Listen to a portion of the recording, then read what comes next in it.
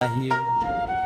साथ ही मैं किसी मौजूदा आरती की नकल नहीं करूंगा, बल्कि एक नया ओरिजिनल गीत दूंगा। शीर्षक गणपति बप्पा आईनी अंगना। सब मिलके बोलो जय हो गणपति बप्पा। जय जय हो।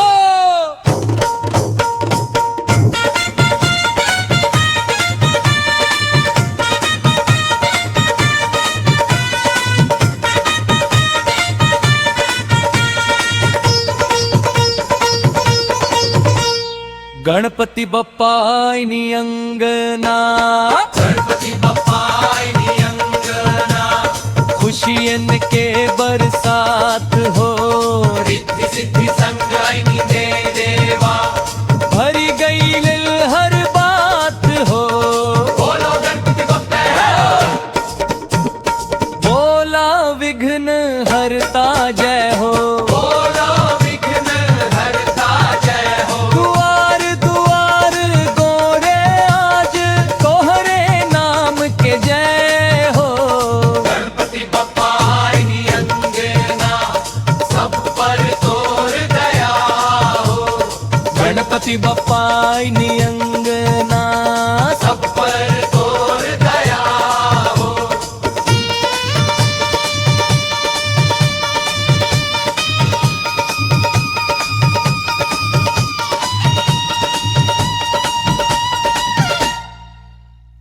फूल चढ़ाई दीप जलाई, मन से तोह के ध्याई, लड्डू मोदक भोग लगाई, प्रेम के गीत सुनाई, फूल धूल ध्याई सुनाई के तुक पर पुरांतरा चलता है।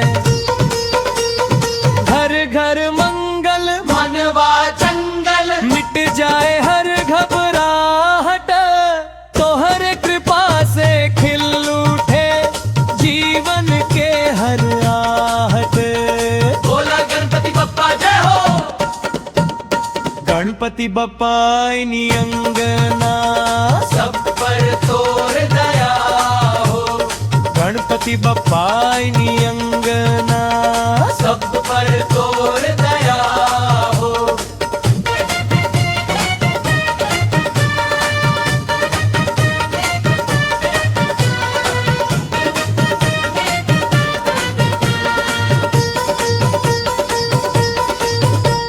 संकट हरबा सुखवा देवा, एही आस लगवनी, खाली झोली भरती देवा, चरणन में सिर नवनी, देव लगवनी नवनी लगवनी की लय में गाइए,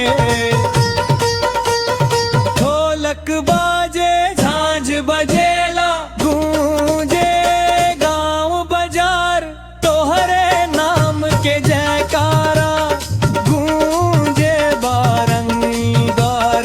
गणपति बप्पा जय हो। गणपति बप्पा आईनी अंगना, सब पर तोर दया हो।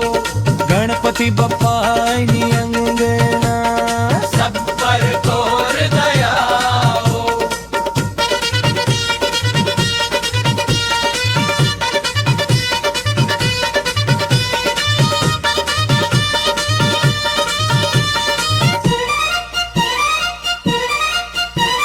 समापन